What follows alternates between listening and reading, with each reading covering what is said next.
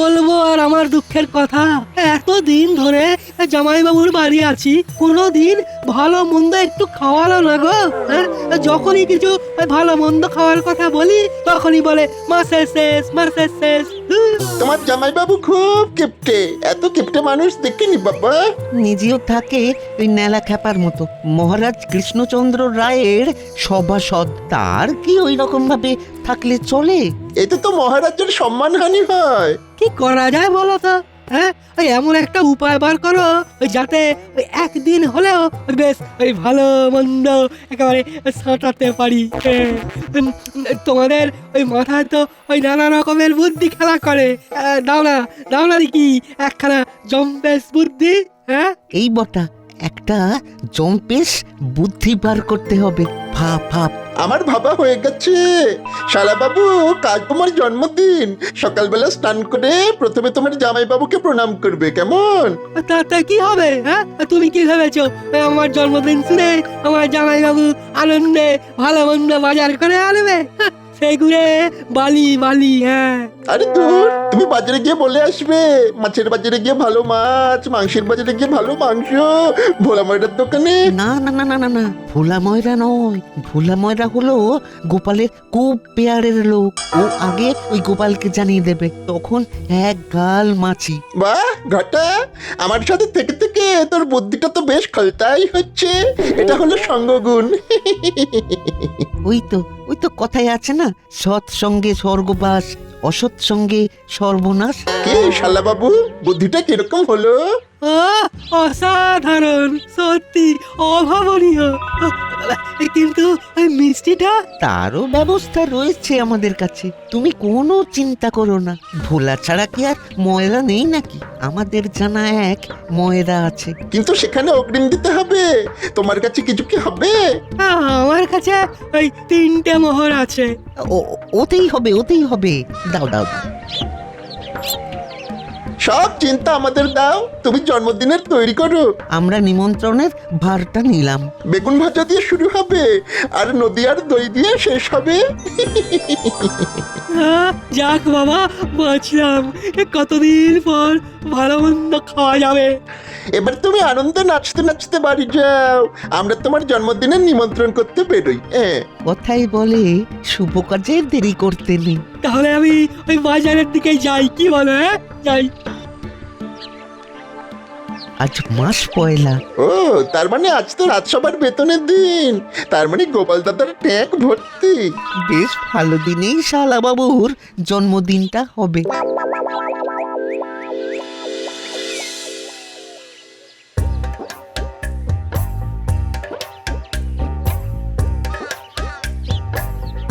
যাক, আজ বেতন হলো, মনের সব ব্যথা বেদনা চলে গেল।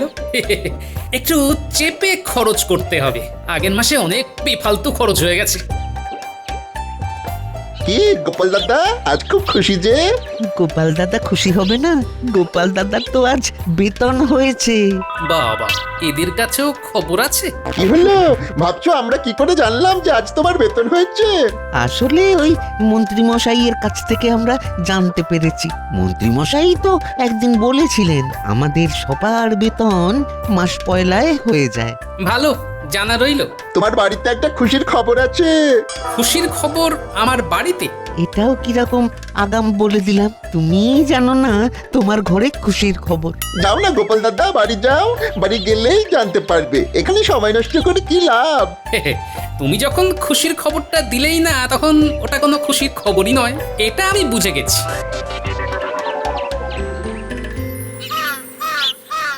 কাল বুঝবে, বুঝবে গোপাল দাদা। তোমার শালা পাপুর চালে তুমি হয়ে যাবে হাঁদা।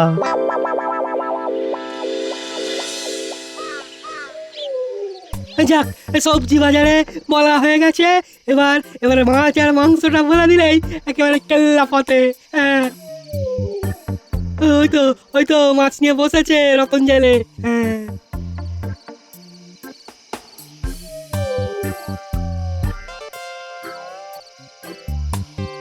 কি কি গো শালাবাবু, সন্ধেবেলা মাছের বাজারে কেন গো? আরে বাবা, ওই কাল আমার জামাইবাবুর বাড়িতে না ওই বড় কাজ আছে, বুঝলে? ওই মাছ লাগবে, ওই ইলিশ মাছ, বড় বড়। কাল সকালে দিয়ে এসো, বুঝলে? কত দাম? আরে তুমি আমাদের গোপাল দাদা শালা বাবু বলে কথা।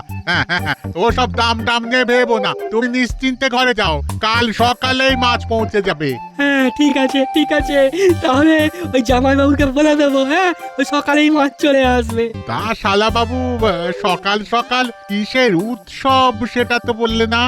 আসলে ওই কাল না ওই আমার জন্মদিন। বাবা বাবা বাবা, আগাম শুভ জন্মদিন জানিয়ে দিলাম। হ্যাঁ ধন্যবাদ ধন্যবাদ। হ্যাঁ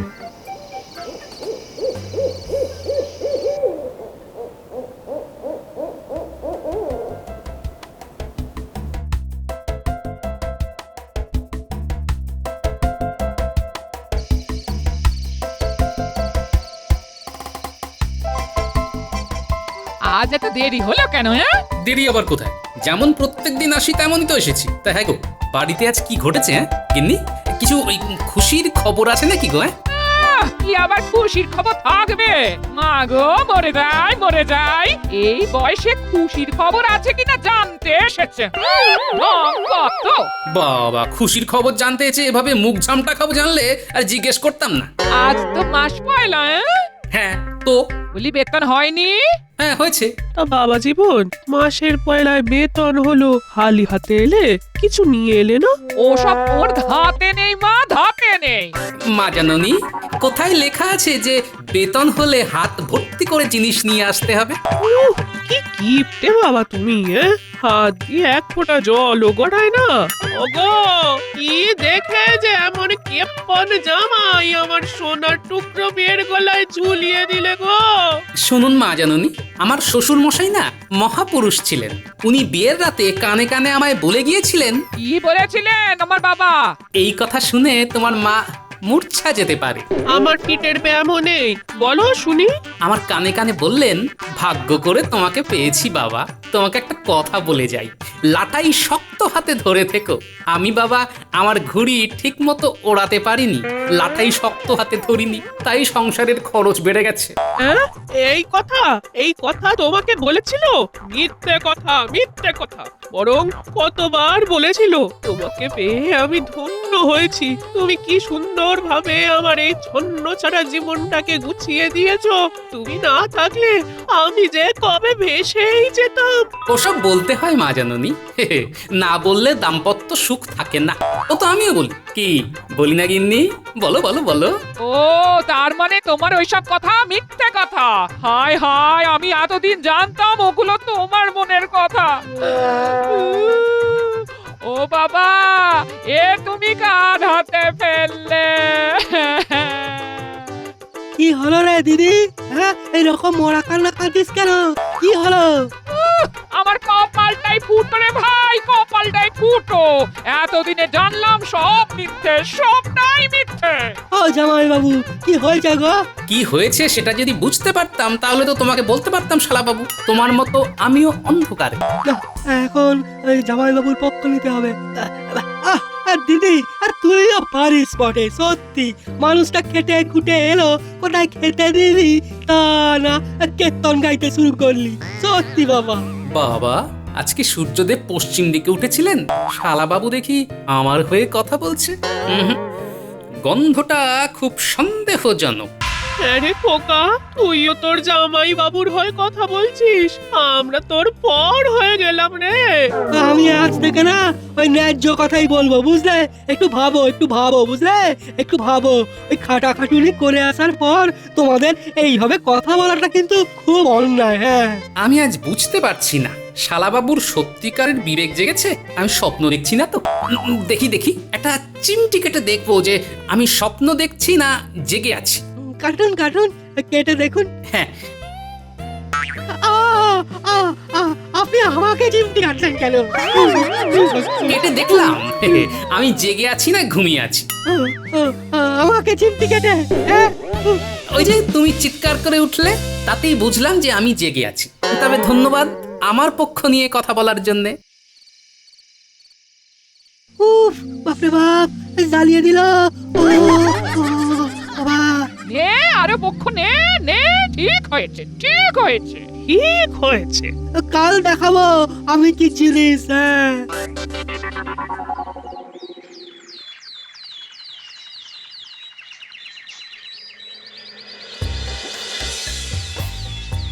জামাই বাবু, জামাই বাবু, আপনাকে একটা প্রণাম করি। কেন গো শালাবাবু, হঠাৎ সাত সকালে আমাকে প্রণাম করতে যাবে কেন? ও মা, জানেন না আজ আমার জন্মদিন তো। ওমা, তাই?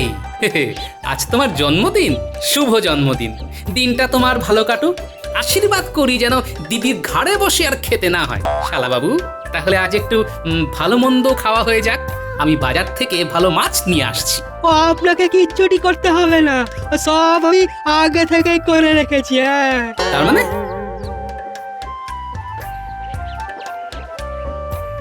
গোপাল দাদা চলে এলাম বাজারে সবচেয়ে ভালো ইলিশ নিয়ে।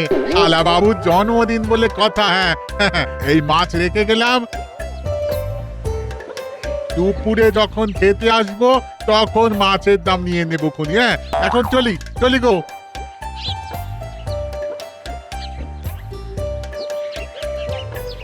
এটা কি হলো?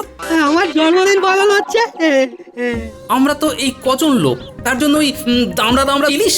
এটা কি জব্বি বাড়ি? হ্যাঁ, বলি এর দাম কে দেবে? আপনি দেবেন, আবার কে দেবে? মানে? এই পেন নাম গোপাল দাদা, এই সময় বাজার নিয়ে এসেছি সব টাটকা।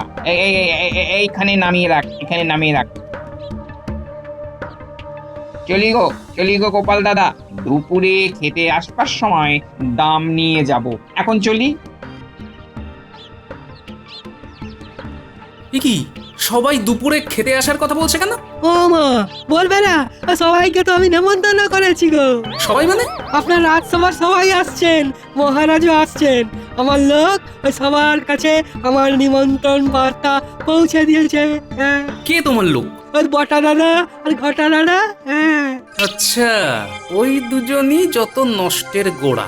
আচ্ছা, এই সবের খরচা কে দেবে? হ্যাঁ, আরে বাবা, আপনি দেবেন বললাম তো।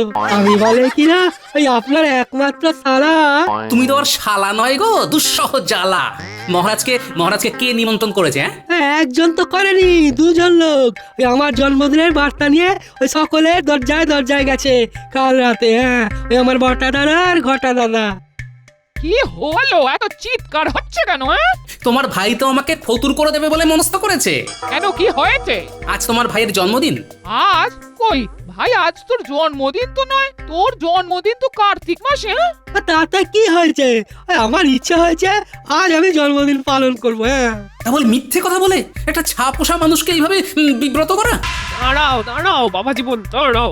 আজ যখন একটু ভালো মন্দ খাবার বাসনা হয়েছে তখন না হয় হলো।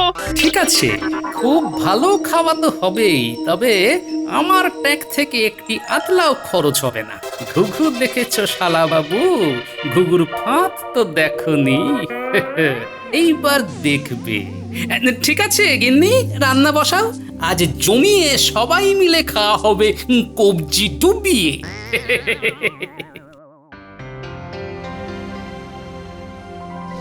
আজ তো গোপাল বধ পালা অনুষ্ঠিত হবে। পরিকল্পনা তো বটা ঘটার। ও, আজ কিপ্টে গোপালের ট্যাঙ্ক থেকে খসবে কিছু মোহর। কাল গোপাল রাজসভা থেকে বাড়ি যাবার পথে আমার সাথে দেখা করে এই নিমন্ত্রণ করার কথাটা বলে গেছে। আপনাকে?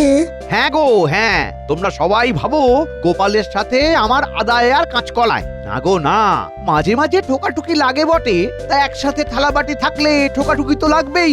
এটা হজম হলো না, নিশ্চয়ই গোপালকে বিপদে ফেলার কল। মহারাজ, গোপালের শ্যালককে আশীর্বাদ করতে কখন যাব? পণ্ডিত মশাইয়ের সইছে নেওয়ার তর। ওরা সবাই তারা। বাবা, এত খাবার তারা? একটু বাদেই আমরা গোপালের বাড়ি নিমন্ত্রণ রক্ষায় যাব। মন্ত্রী মশাইয়ের মুখে কেমন ধূর্ততার হাসি।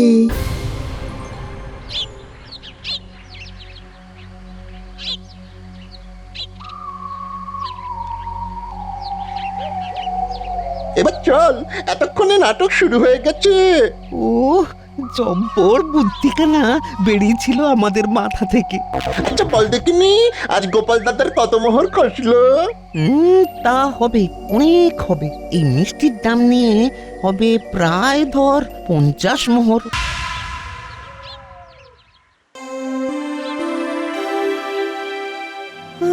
এখন যত পারো এসে নাও, হ্যাঁ একটু পরে তো কাঁদতে হবে। শালা বাবু, কই তোমার মিথ্যে জন্মদিনে আমাদের মিষ্টি খাওয়াবে না? ওটাই বটা দাদা আর ওই ঘটা দাদা নিয়ে আসছে। হ্যাঁ বাহ বাহ বাহ, তার মানে তোমার সব কাজকর্মগুলোই বটা ঘটাই করছে, হ্যাঁ? বাহ বাহ বাহ বাহ বাহ, শুনে খুব তৃপ্তি পেলাম। কই গো গিন্নি, রান্নার কত দূর? এই হয়ে এসেছে। হ্যাঁ, আহ, ইলিশ মাছের যা গন্ধ বেরিয়েছে না, আহা খিদে বেড়ে যাচ্ছে গো গিন্নি। বাবা, জামাই আবার নতুন কোনো পেঁচ কষছে না তো? না, আর তো কিছু করার নেই, দাম তো দেবেই, উপায় নেই দেখে হালে ছেড়ে দিয়েছে। হ্যাঁ, এই তো জামাই বাবু, ওই বটা দাদা আর ঘটা দাদা মিষ্টি নিয়ে চলে এসেছে। হ্যাঁ শুভ জন্মদিন শালা বাবু, এবার বলো আমাদের কি করতে হবে? আমি বলছি, উঠোনটা ভালো করে পরিষ্কার করে ফেলো, সবাই তো এক্ষুনি এসে যাবে। আমরা তো নিমন্ত্রিত গোপাল দাদা, আমাদের দিয়ে আজ কাজ করাবে? আহা, তোমরা তো আমার ঘরের লোক, আমার শালা বাবুর দাদা বলে কথা। যোগ্যী বাড়িতে নিজের লোক কাজ করবে না তো কারা করবে বলো? হ্যাঁ, নাও নাও নাও, হাত লাগাও হাত লাগাও। ব্যাপারটা কি স্বাভাবিক লাগছে? গোপালের মতিগতি কিরকম যেন লাগছে। না গো, শুরু করে দাও। খিদেটা বেশ চনমনে হয়েছে। হ্যাঁ মহারাজ, খাবার সময়ও তো হয়ে গেছে, এবার যাওয়া যেতেই পারে। এই সময়টা বেশ শুভ। আহা, শুভ শুভ তো রাজ্যতীষী বলবি। কি রাজ্যতীষী, কি বুঝছো? সময় অনুকূল, আমাদের যাওয়া যেতেই পারে। আমরা যাচ্ছি খেতে, রোদে পুড়ে তেতে। আচ্ছা চলো চলো চলো, আমাদের যাত্রা হলো শুরু।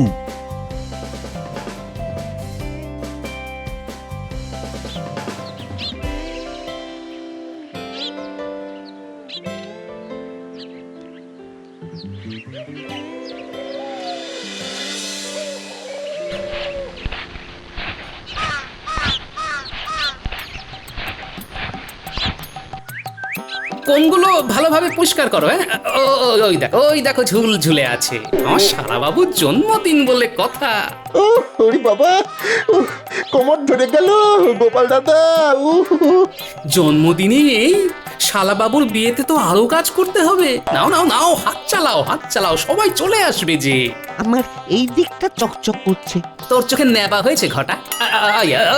ওই দিকটা ভালো করে দেখ দেখ, কি নোংরা। না, ব্যাপারটা ঠিক স্বাভাবিক লাগছে না তো। কই গো গিন্নি, রান্না কত দূর? এই হয়ে এসেছে। হ্যাঁ,